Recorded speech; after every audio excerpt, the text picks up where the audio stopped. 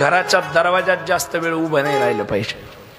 काही काही महिलांना सवय असते, अभद्रता येते, अलक्ष्मीचा शिरकाव करण्याचे चिन्ह आहेत. दरवाजाला खेटून उभ्या राहत्या, दरवाजाला खेटून उभं राहणं, दरवाजात बसणं,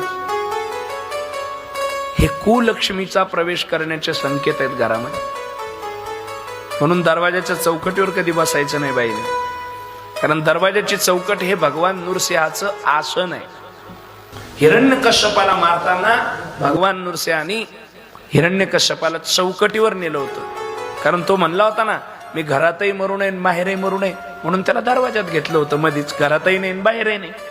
ती चौकट नरसिंहाचं आसन आहे, म्हणून चौकटीवर बसू नये. चौकट जी असते ना, त्या चौकटीवर पाय देऊ नये, शास्त्र आहे त्याचं. पण भगवान नरसिंहाचा कोप होतो अमावस्येला, पौर्णिमेला, गोमूत्र